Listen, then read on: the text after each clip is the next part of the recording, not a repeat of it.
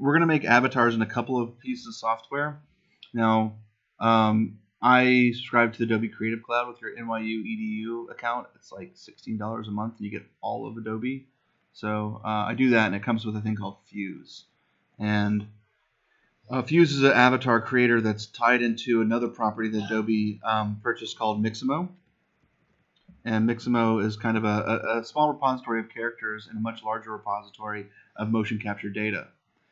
This is, I think if you don't have an Adobe account, you get 10 characters and 10 animations, and then you have to start paying or something like that. Whereas it's unlimited use for your Creative Cloud membership. So what I'm going to do first is show you Fuse, and then maybe we'll talk a little bit about some of the kind of guidelines for creating stuff. So Fuse is just there you go, part of the Creative Cloud. It's its own standalone software platform, and it's really like going to Chipotle and making like a burrito. You're like, I'll have the wrap with the chicken and the whatever. So it's like, I want the head with the, I don't know, extra sauce. I probably do a torso first. There we go. With the, yeah, extra cheese.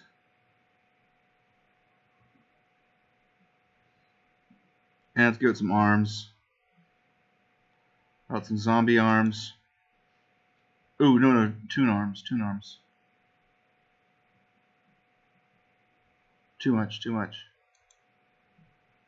So it has a certain kind of aesthetic, for sure. And as we've been talking so much about minimalism, it seems like it almost gives us too much. And it goes a little bit too far in a certain aesthetic. But it is there, and it is a useful tool for prototyping. And it comes with some other interesting features. So, what this is it's still stylized enough that it looks like a video game character. It's not trying to go photoreal and watch. I can like stretch and move things around. Right, there we go. And I don't know, are you guys familiar with the term the uncanny valley, or anyone can explain that? Let me go for it, so. It's like there's a threshold for when it's super cool and exciting, and then it gets too realistic. Now I'm just So this is a newer chart. I haven't seen this one that also involves moving versus still as well. Essentially, as you go more photorealistic to a certain point where it looks almost photorealistic, but it's not lifelike, it looks dead. And so this really has this little trough right here that says it looks like a corpse. If it's not moving, it looks like a zombie. If it is moving, all right? And then if we can get to the other side of this valley, then we have a healthy person. But can we get to the other side of this valley? There have been notable kind of down points. I don't know if anyone ever saw the Polar Express, which was a notable. Just people were basically, frightened by the soulless eyes of the children. As he gets out of bed, and you're just like, he's almost real, but yeah, they're going trying too far, and they look lifeless and stuff. And then you have the dead voice of Tom Hanks as well, so it really doesn't help anything out. So it's something to be mindful of. And so what has happened here is that they've gone away from the uncanny valley. They've pulled it back a little bit to get away from the edge, so that it's not trying to simulate what's not photoreal. People are constantly trying to push this with graphics lectures and papers and stuff like that. You have some of the more famous or more successful people who are in this field, like McKenna Scott, who are creating not only as trying to create photorealistic avatars, but also trying to make sure that they render for VR. And so they have they're really working on high level of detail. You see eyes and skin texture, subsurface scattering. It is installation of the Art of VR over the summer, where you can be either Obama or Trump, and you can do face tracking and be these characters in real time. So these people are really trying to push the boundaries of what's possible. A lot of it's using photoreal textures like videogrammetry or photogrammetry, but ultimately they're then blended together with a real talented artist piecing it together. So it's a kind of a seamless blend of not only textures but also control over muscles, right? Musculature. These blend shapes on the face. And that's as much as I want to look at that. So, that's just a mindset of knowing we're doing these kind of things is maybe sillier, funnier, or more apt because we're not worried about this thing that's happening to space in our headset with us if it's not too lifeless like a robot or something like that, right? So what Fuse gives us is the ability to have these different components, and then we have parameters that we can drive these components with. I'm using a manual moving around, right? That, but also we can. Well, that's not a good one. We can also. We have love handles in and out, right? There you go. Let's maybe give it some clothing. So a wonderful assortment of. There's it's a nice little shirt to go out with. You probably need to have a captain hat.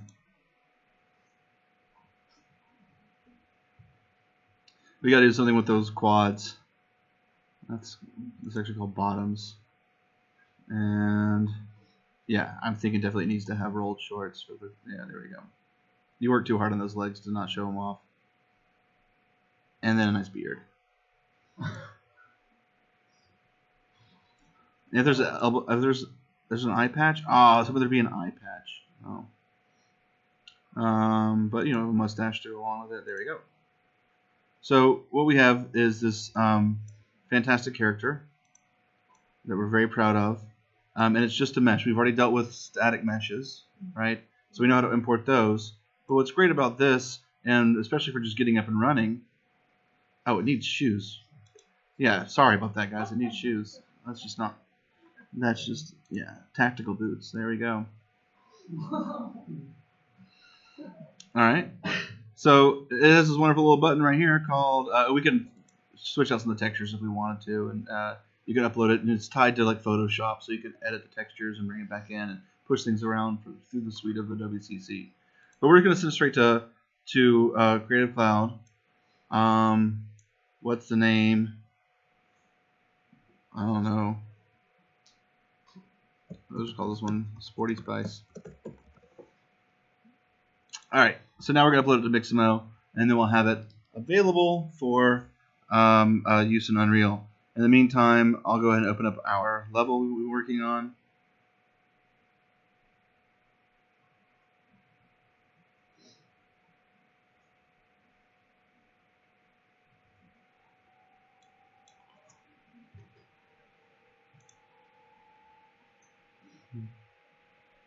All right, narrative VR,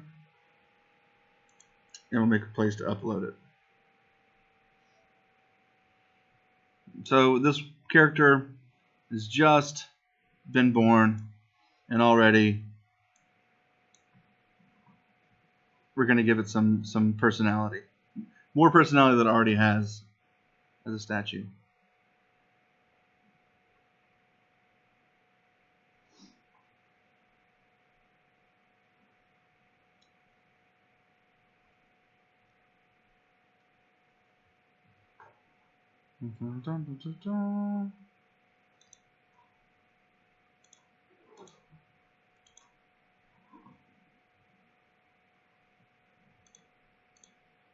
Give it a second.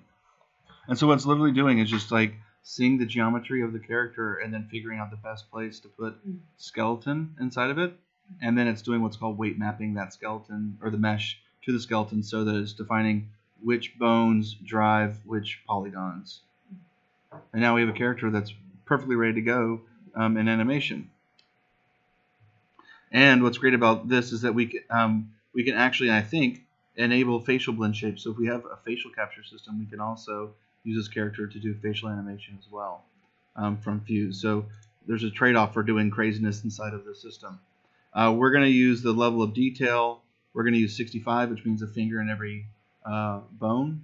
Oftentimes when I do motion capture in the mocap room, I just do flipper hands because the articulation in that room isn't all that great, and sometimes it starts freaking out. And there's less cleanup if you just do flipper hands, but we'll always want to have individual digits in here. So we'll say finish, and we're going to use this character, and we're going to animate it for game engines.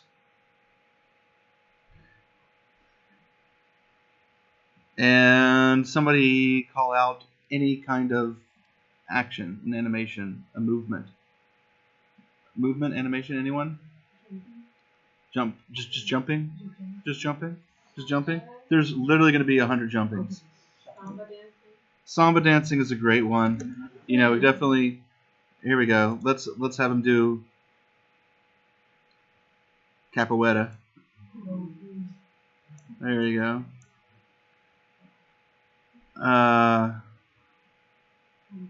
That's pretty cool. Jumping down, that's cool. Jumping jacks. That seems really fitting actually to me. Alright. And so I can see that, oh, the hands are overlapping a little bit. I want to give the arms a little bit more space so they don't overlap. More space. Let's go the other way. Oh, that's on the bottom side. I'm going the wrong way. Gotcha. Okay, there we go. There we go. There we go. Great. So I can now download. I'm going to download it with the skin. 30 frames per second. None. Whatever. So this is one way of doing it. I can go and find individual animations, and it will download the animation with the mesh. That is one way to use Mixamo. I can also just search for packs. If I just want to dive in. And there's a bunch of preset packs for like human locomotion, like male, female locomotion. So a lot of these are having to deal with like, you know, typical kind of video game things like creatures and zombies and wizards and all that kind of stuff. I like the idea of a male drunk pack. You don't?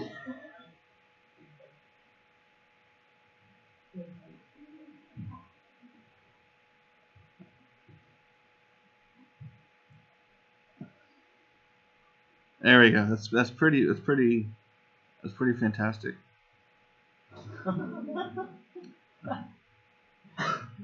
He's all over the place. Where'd he go? Come back. Oh, he's like stumbling all over the place. Come back. He's gonna puke.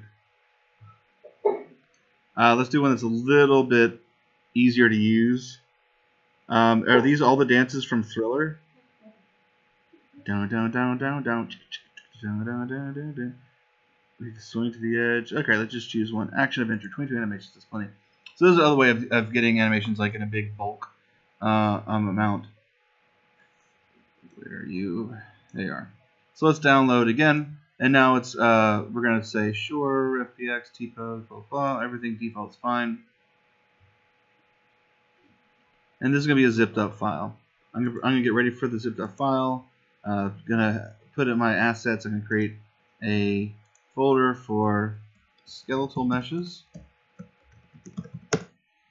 I need to spell it right if I want to.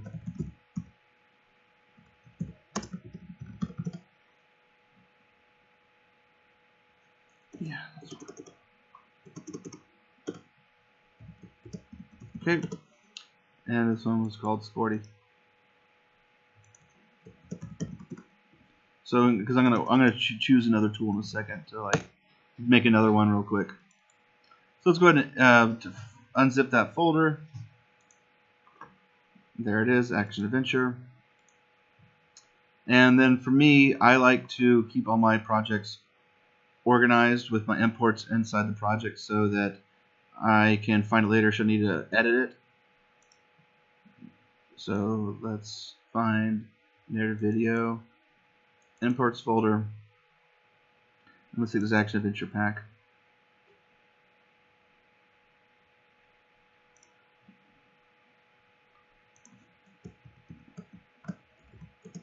Alright, and we'll grab all these. So not only does it have all the animations, but it has the avatar itself. Okay, notice the avatar is much bigger. This is the only one that was exported with the mesh. Everything else is just the skeleton data, and that's how we're actually going to treat these assets inside the game engine. We're only going to bring the mesh in once, and then we're going to bring all the animations onto the skeleton into the mesh, so that you're using only one asset. If you did all of them with meshes, then you'd have individual skeletal meshes, and you can't blend between the animations because those animations belong to different assets. So even though you can bring in animations and meshes at the same time, we're going to keep it clear and separated, and that we're just going to do the, oops, wrong thing. We're just going to do the avatar first.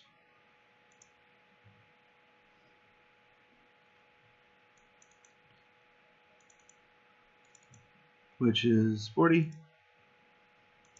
Then we have a large import window, and it says things like, are we bringing in the skeleton? Yep. Are we bringing in the mesh? We sure are. And then we bring in animations. No, we're not just yet. And then should we have to change the scale? No, Fuse does a good scale for Unreal, so we're fine with that. I just know there's one little warning we're going to get. Actually, let's just see if we get the warning first. Probably.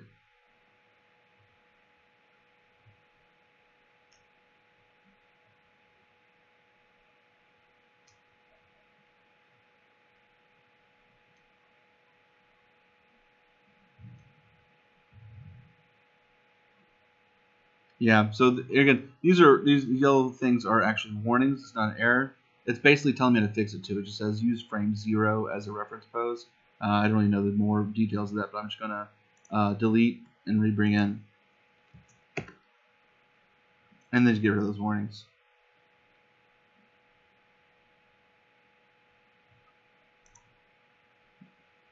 So as you saw, there's a whole lot of files there. We are bringing in the materials and the skeleton. So I'm just going to say use frame 0 as a reference pose. And nothing would have gone wrong. I just like to have those warnings whenever I can.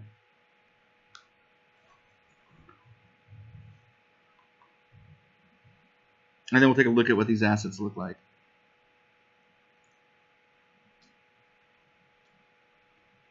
Okay, so here's our materials first. It's compiling. There's going to be a couple of errors with the materials, and I'll show you how to fix them. These are the textures the materials are referencing. We know a little bit about these different passes from using bitmap to material a couple weeks ago. And then we also have a reference to the skeleton and right here, and a reference to the physics. So in the same way when you import an object, it automatically adds in a mass to it. It tries to figure out, the physics of it. It does the same thing for a skeleton. And this is kind of the collisions of this character, which is kind of cool because if we want to simulate what happens here, we just go ahead and yeah. And it's nice because it'll fall a different way every time.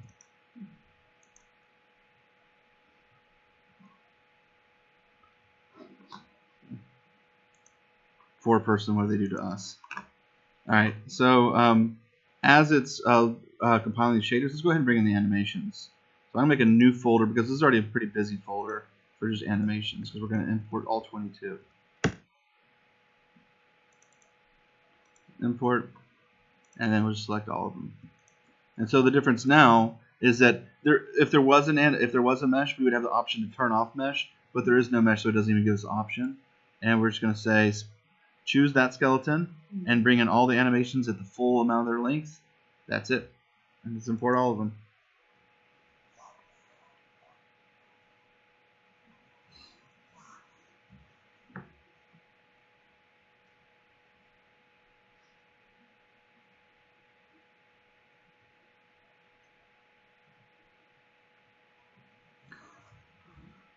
Cool.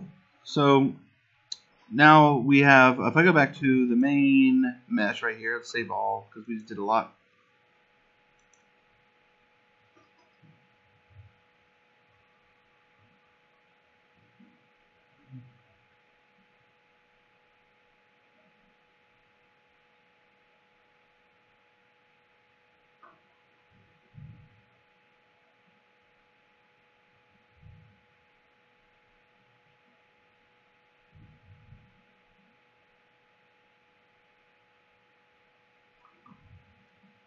All right, so now some of the materials of the shaders have passed. Let's take a look now at the mistake that's going to happen first of all with the materials, how they're rendering, and then let's take a look at the static mesh. So what we have now is, this is called persona. This is the skeletal mesh layout. It has a reference to the skeleton, so you can see the whole hierarchy right here. It's got the mesh itself with some materials right here where I can like highlight and isolate different sections so I can see where the materials are, right? And then it has the animations. So here's all the little animations. There's cover to stand. Here's a falling idle. There's a bunch of idles. Looks like he's doing something else there. He's jumping. He's turning left. That's fun. Well, you might have noticed something. There's something wrong with his face. This is just the nature of the way the game engines render. It comes in inverted. See his eyeballs? Right? So everything that has a little bit of opacity or transparency to it, it's horrifying, yes. everything, and you can keep it this way if you want to make a zombie character or whatever. But what it is everything that has transparency to it has been allocated to the material node as transparent, and it should be just masked. So we're just going to go into the different materials and change that really quickly with 2 steps. This is the way it auto imports, but you see it's going to opacity, and it should be opacity mask. So this changes to mask instead of translucent. And this is, if you want to get into the details of rendering, this is the deal with deferred rendering versus forward rendering. We're using a deferred render on Unreal. So we hold down Control, and we can drag from opacity to opacity mask. And now that'll be compiled, and his face will be more normal than it was previously, but still pretty far from normal for our person in relation to reality. And so yeah, we have to go through and fix everything that has transparency. So probably anything that had to do with eyelashes or beard would have like masking out, so we get rid of that. I think the pant legs were kind of funny as well. Oh, if we save, apply, maybe there's another body. Let's try it again over there. And then let's take this and move it down.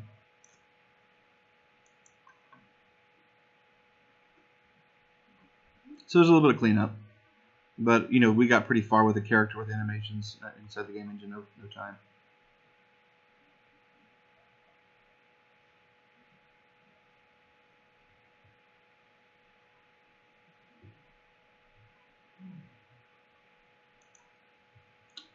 There he is. There you go, right? So the pants are having the same issue. We could fix that. We can come back to it later on. It's fine for right now for what we need.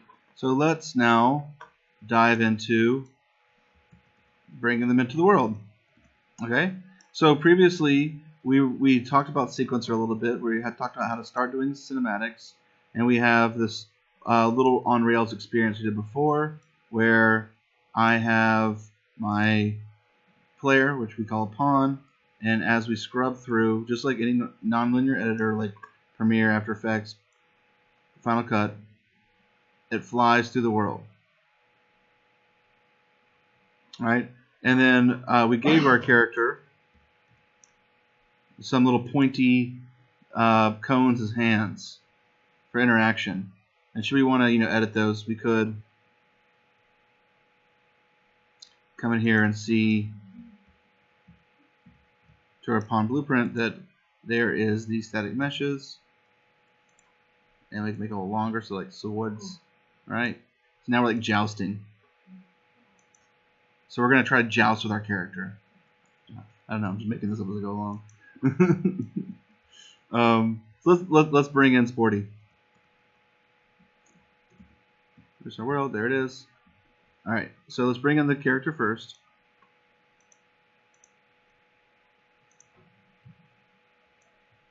There we go. Sitting in a T. All right, and we're gonna have them do stuff here in this world, and maybe if they're dancing around, they can actually be triggering all these lights and stuff, right? So it's an interactive character that's doing things in the story. We can also just animate these things being turned off and on. All right. So let's go back to our sequencer, and we can fold up our little pawn. We're not doing anything else with it for right now. And then we have the statue. What was the statue doing? Where's the statue? We had it going up and down. Cool. It's going up and down. Maybe we want to go to the side as well.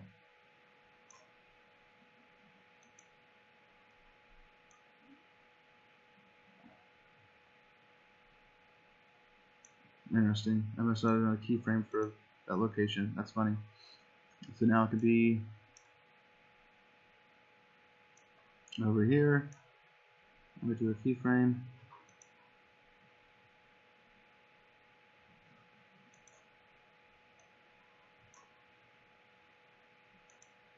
Cool, so now it goes up and around. See that it has a motion path just like our pawn does. Now I can see a little bit better. And we don't have to, we're not just stuck with position, we can also rotate it. If I do everything there, I can put a keyframe on everything.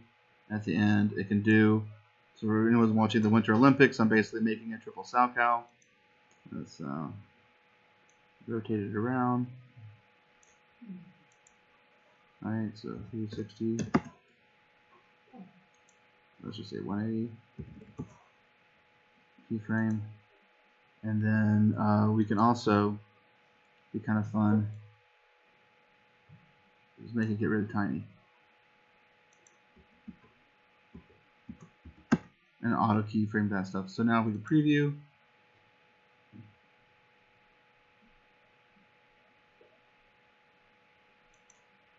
Let's go to the end. Jump to the end. Let's jump to the end. And let's make it back to 10. So now we can scrub and preview. Alright. Or we can just hit play and see what it'd be like in real time. This is a 20-minute timeline, 600 frames. So right when this thing gets up to the top, our pawn will be flying by. There's our pawn. There it is. There's our camera doing its thing. And there's this going on. So these meaningless things can obviously have a little bit more meaning. But we're just showing you how that we could change this, all the transforms, all these things. And if I go back up to this main statue, this is just one of the tracks, right? I also can I can also like hide the actor, and I could toggle visibility and all that kind of stuff. And that's a pretty simple thing. The pawn could do so much more. We could change a lot of features about the camera. We don't really want to do that because we're in VR, but you can change zoom and focus and all that kind of stuff. We can add camera shakes and all sorts of other things. What we want to bring in here is our character. And we can do it in many different ways. With it selected here, we can bring the actor in, and it's at the very top because it's selected. Or I could just simply bring in Sporty Spice. There we go. And what's Sporty doing? Nothing yet. But we have a bunch of different things we could do. Like, well, it says there's animation right here, so I don't need to move them just yet. But I have all these animations. So let's do, we're going to start off with stand to cover. Alright, I don't even know what that is. Let's find an idle. He's starting off with nothing. Okay?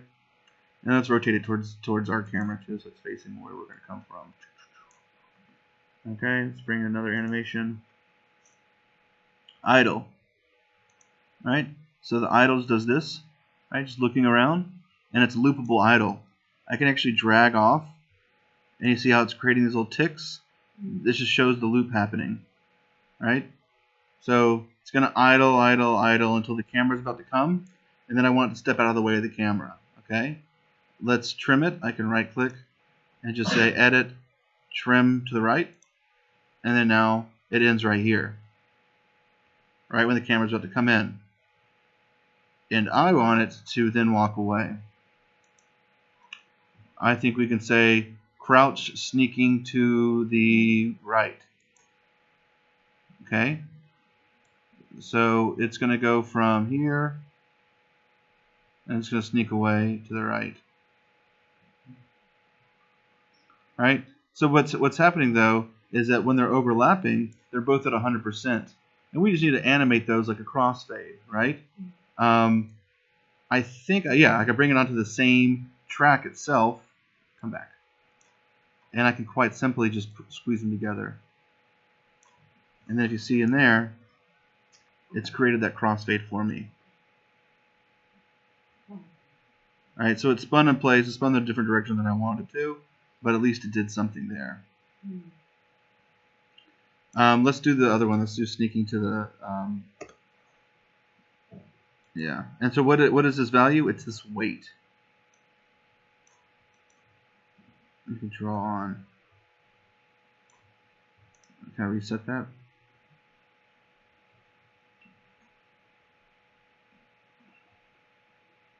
So then we have all these different values in which we can do these this easing curve. Can I reset though? You can also play things at different speeds. Let's just bring in another animation. Animation. You want to do falling to a roll.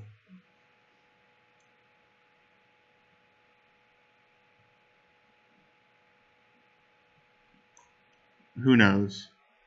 Sitting there, and it's going to roll out of the way right when the camera comes by. That's pretty cool, right? Maybe it happens a little sooner.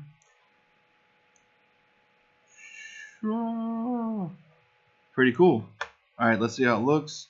Remember, I have my jousting hands as well. Here I go. Here he is. He's looking around. He's looking around. Is he gonna get out of the way, man? Get out of the way! Yo! Poke, poke, poke. There we go.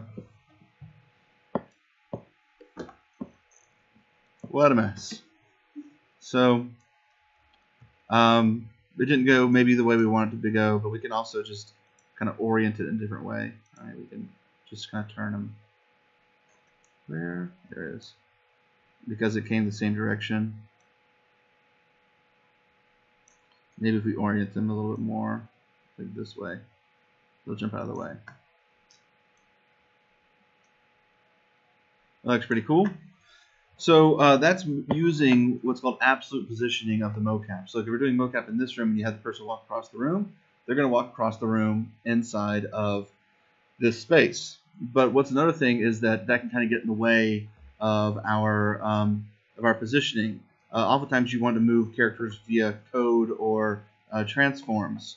So there's a feature in the animation details panel. So each of these animations has its own details. And if I want to come over to, let's say, running to a stop, right? So that's not as much running. All right, so running takes up space, right? Running is absolute positioning. I can then come over here and say force root lock. And now they're running in place. And now I can animate them using the transform, and I have more control over that. So oftentimes, you can imagine that if I wanted this to loop, I can't do this because that's going to be silly. It's a jump cut. So doing this, it no longer jumps, and I have to override by doing the animation with the transform. He definitely has a funny run. So let's save this asset, and then I'll bring in running into the sequencer.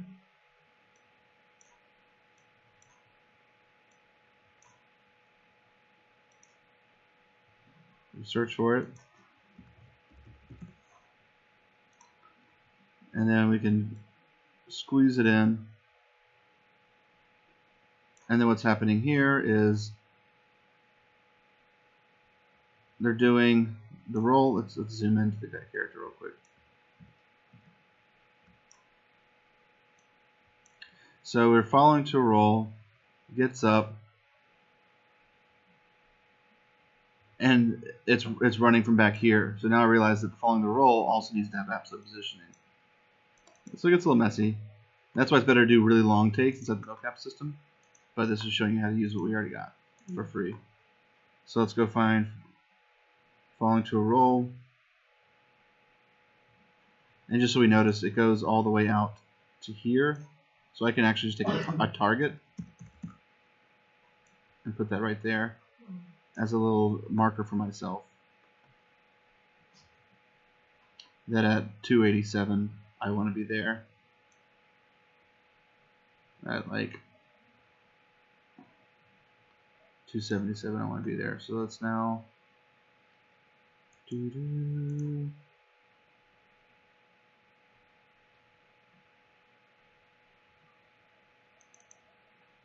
Alright, let's lock it. Oh, I'm going to rotate it too? This is going to be impossible. Well, that's what I get. Let's see what happens. Pretty much near impossible to do. We'll start with the rotation, which would be there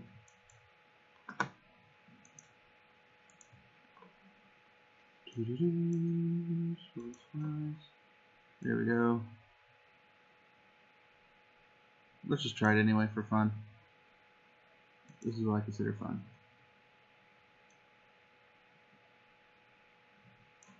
One full rotation.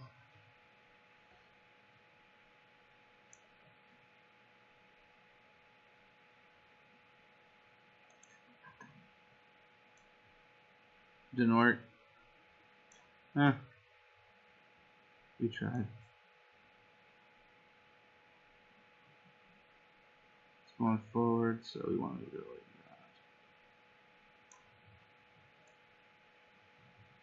that. I shouldn't have done one with a roll. So we just get rid of it. I have no shame in showing that I make mistakes. But anyway, we had an idle. That was cool. And then let's do the fall into a roll again.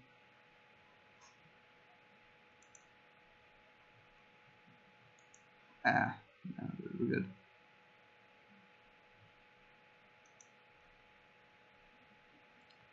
To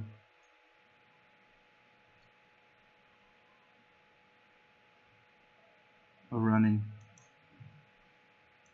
This might be a little more straightforward. And then running, we can blend in. Starting here, we want to start moving. Location.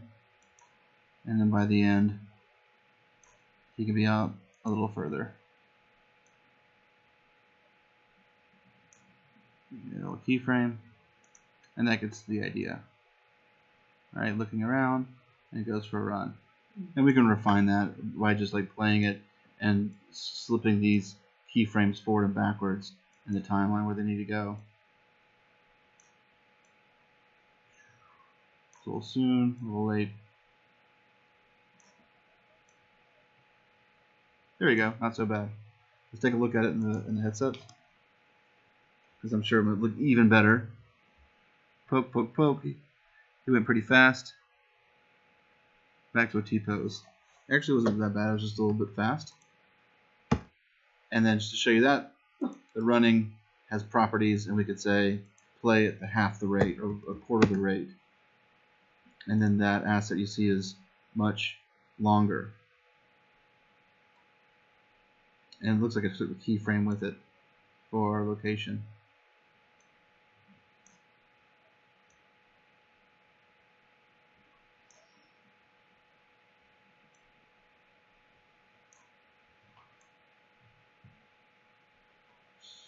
Slow motion.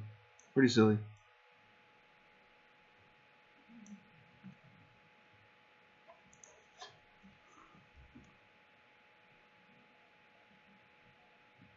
Hey guys. And then we could blend back to another idle or something like that.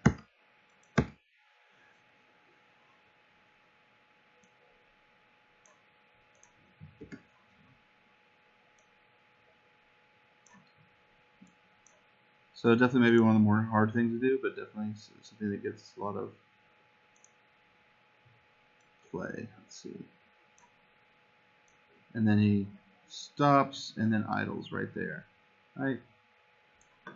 So there we got our experience, and that's a little action.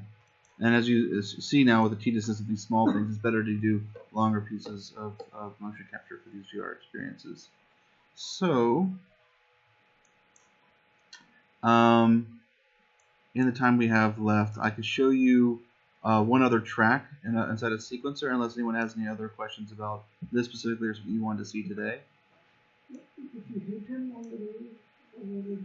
If I hit him, he would just get angry. No, nothing would happen because he's not set to have any interaction. But we can definitely say that if we would maybe parent a very simple capsule collision to him, we say on overlap, we can simulate physics, right? And simulating physics would make him ragdoll. Yeah, so maybe we'll do that on an event track. How about that? So we're going to add a new track to the sequencer.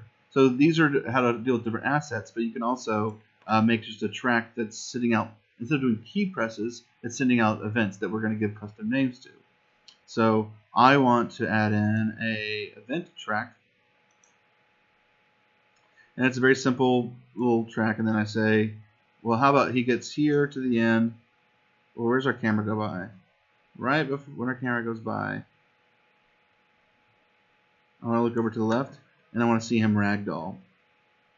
So I'm going to add in a little keyframe, give it a name. It's case sensitive. If I can call it whatever I want to. I'm going to call it ragdoll, all lowercase. And then I put my lever blueprints, because this is a level sequencer. It does its interactivity in the level blueprints.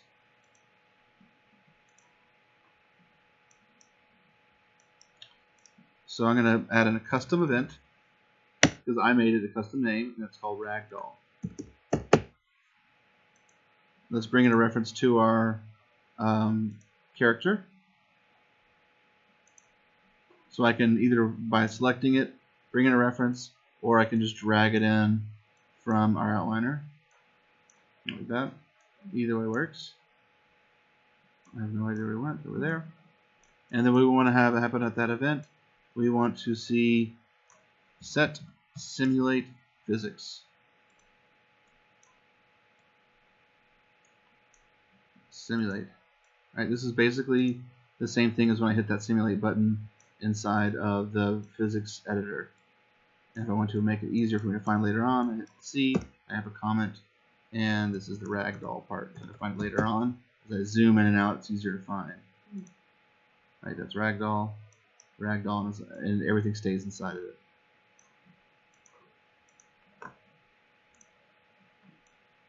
Let's see. This is going to be over here.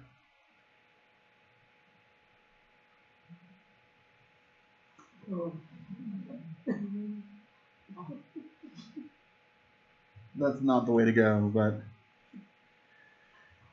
it worked indeed.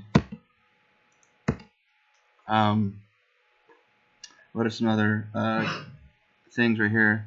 So basically all I did was I clicked this button using blueprints.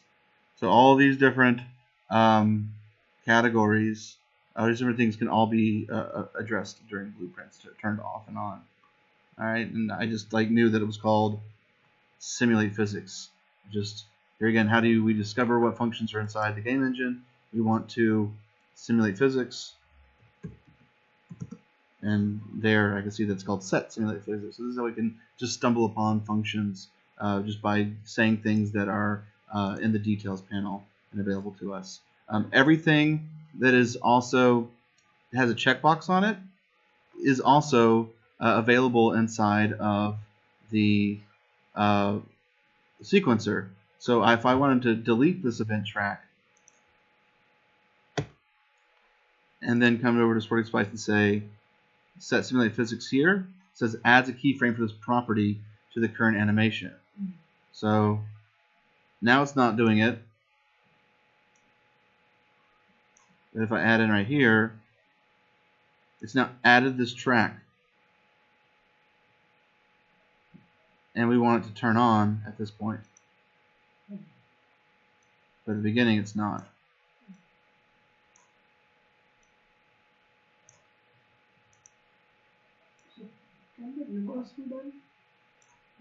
Can it go back up to being no, I mean like right now the sequencer is manipulating the object, but then what if can the object can we change the sequencer, like change the keyframe or start and stop the sequence? Yeah, so the sequencer has play, stop, reverse, speed of its own. And then what we did just to make it simple on us as we're getting used to the sequencer is that it is a, one second, where is it? Let's just look for it. There it is. We have it auto playing, right? I could turn this off, say with it referenced here, bring it in, bring in a reference to it, and just say play. Right? And so it's not starting automatically. And what I could do is go to the beginning. There's us. We're just hanging out, doing our thing. And I'm going to bring in a big collision trigger box. Right next to us. Beside us, so we can hit it with our giant lance. I want to make it visible so I can see it. So let's unhide it. And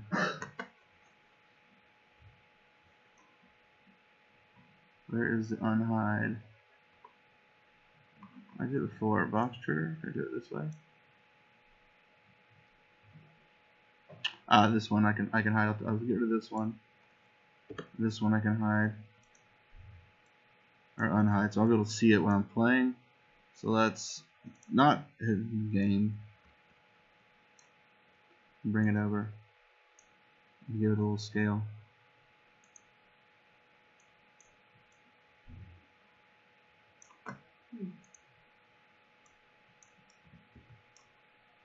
Let's give it a spin. So I shouldn't be starting. Not moving anywhere. Not moving anywhere. Start. Alright, so it's not doing the thing. So let's take a quick second to debug this. If I Alt Tab, I can bring up my editor window again. And I go in here, and I can actually swing and see, oh, I didn't bring in the thing. You can also watch the data kind of fire off in impulses in real time. But I forgot to bring in a reference to it. So let's take our box, go over here, and add an event for it. And there we go. So we've proven that we weren't starting automatically. Now it's proven that we can get it working.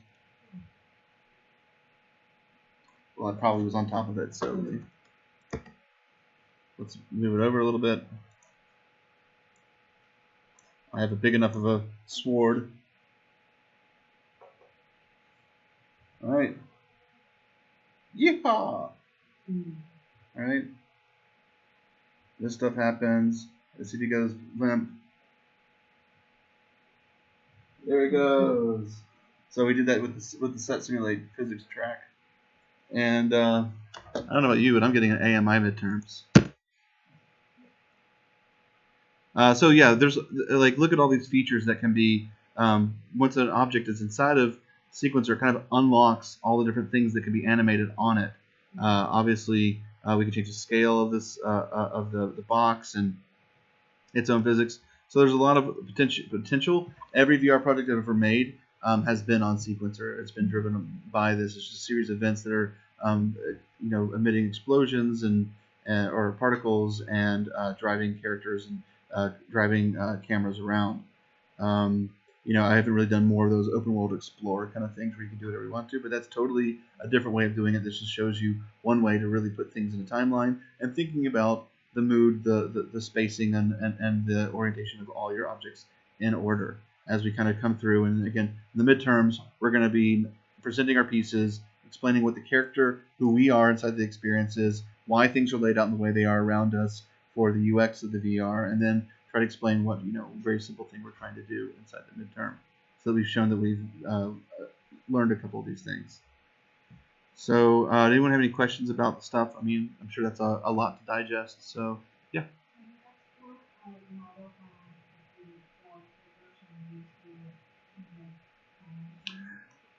Sometimes, sometimes not. That's why I'm going to show how to do it manually next week. I actually never. We have like 7 minutes. We actually never showed you guys Make Human. Make Human is a open source tool it's from Carnegie Mellon, and it has some interesting features. You can actually extend it, and if you want to like bring in wings for your character, you do things like that. It runs off a lot of Python scripting and stuff. It has when we're getting into the conversation about Uncanny Valley, it definitely could be a part of that conversation. Let's show you Make Human real quick. So it also has some. It just has some interesting conversation pieces in it anyway, in the way that it's used. And the first one being that gender is on a slider inside of Make Human, which is a very interesting conversation topic. And so are race. Race is on a slider as well. So here we are, and we have the old gender slider. All right, that's like a whole lecture there, right? We got the age slider. All right, get older. Maybe think about going all the way down to a little baby. All right, if you want a baby character, we can do muscle and weight, height. All right, and then we have things like African, Asian, and Caucasian on sliders right here. So that's an interesting conversation topic. As we go into gender, we definitely could do breast augmentation surgery.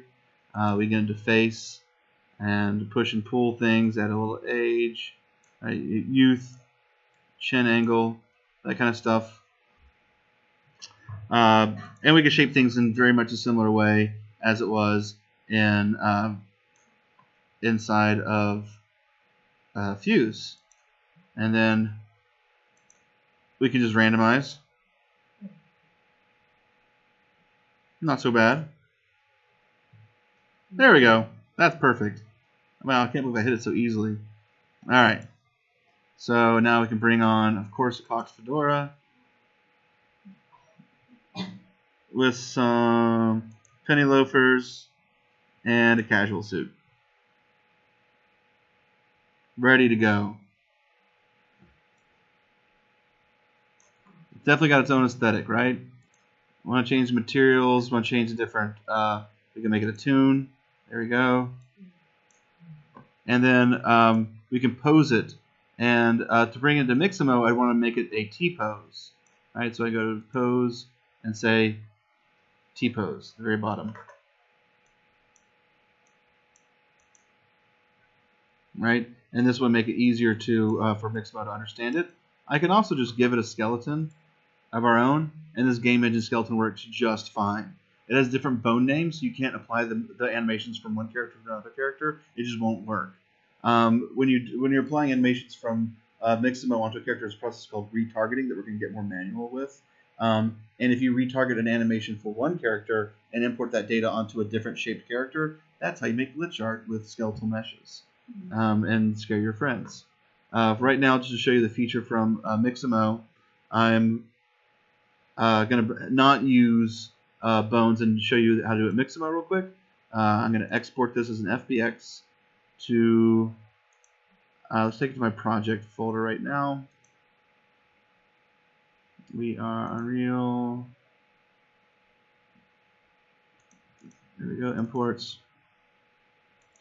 And let's set the folder. We're going to give it a name.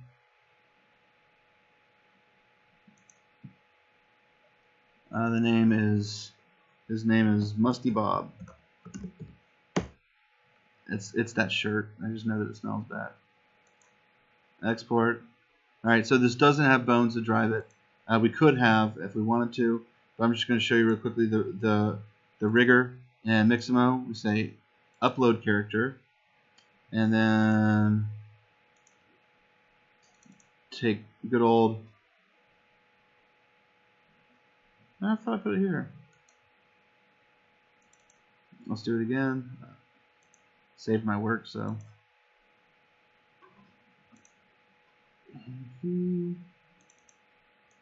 Cool. Export. Oh, I did it as a digital asset exchange file. I want it as an FBX file. Great. Now we have FBX. Drag it in, and it's wonderful. Machine learning algorithms will understand what a human being is, what it means to give life to a human being.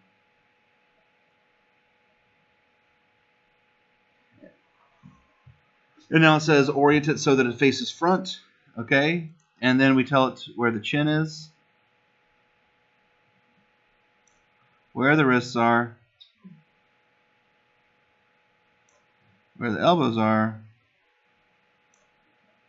the knees, and then where the meat of the groin is. Apparently, our character is not symmetrical, so I'm going to take off symmetry and do it asymmetrical. Great, great, great. And we're going to do standard skeleton. Next. So, magic, magic, magic.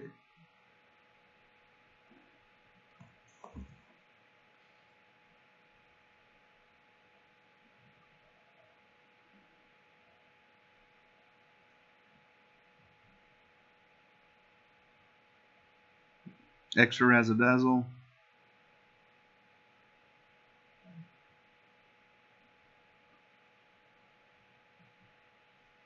And we got ourselves a rigged character. So it's that easy. So if you're doing it from Tilt Brush, that's how you do it first, if it recognizes it. Sometimes, especially if it has holes and gaps, it won't, and that's why we have to manually rig it. So now that we have a character, we're ready to apply some of our favorite motion. Mine happen to be catwalks.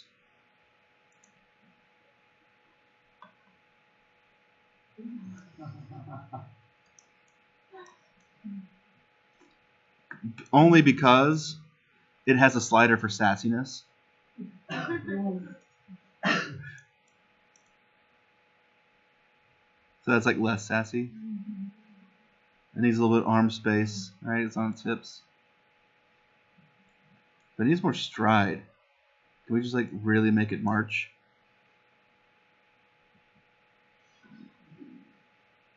I'm happy. Alright. Download it. And we'll do this one because it's a one-off. We'll do this one with skin.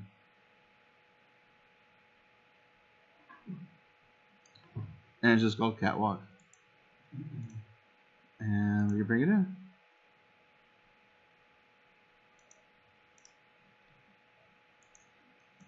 Mustabob. And I should bring it all at once. Let's put my downloads.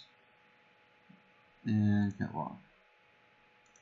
And this time I bring in the skeletal mesh, import mesh, and I'll go ahead and bring in the animation. I'll just place it to the side.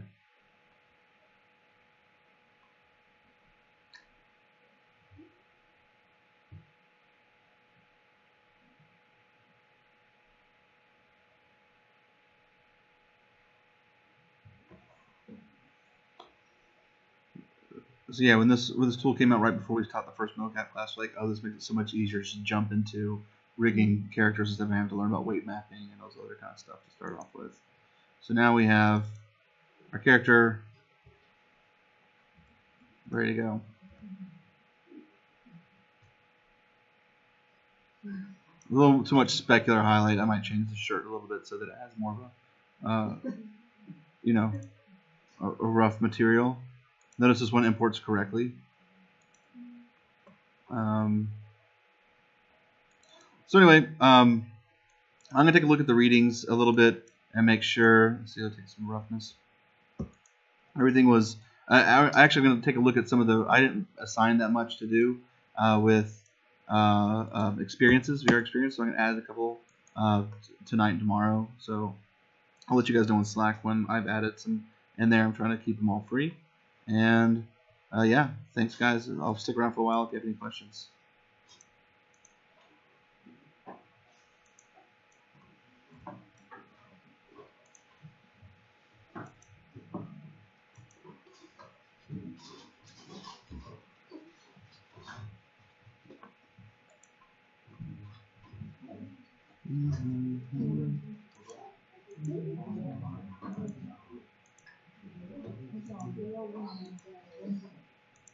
So is it possible to verify the speed of the sequencer?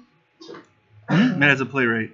So then could it be possible to play the increments? Like if you press a button, then one increment.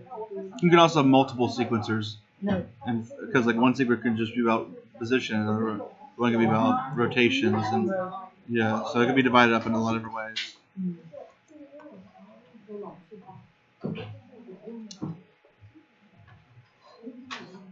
Now that way you could reverse an incident from happening and see if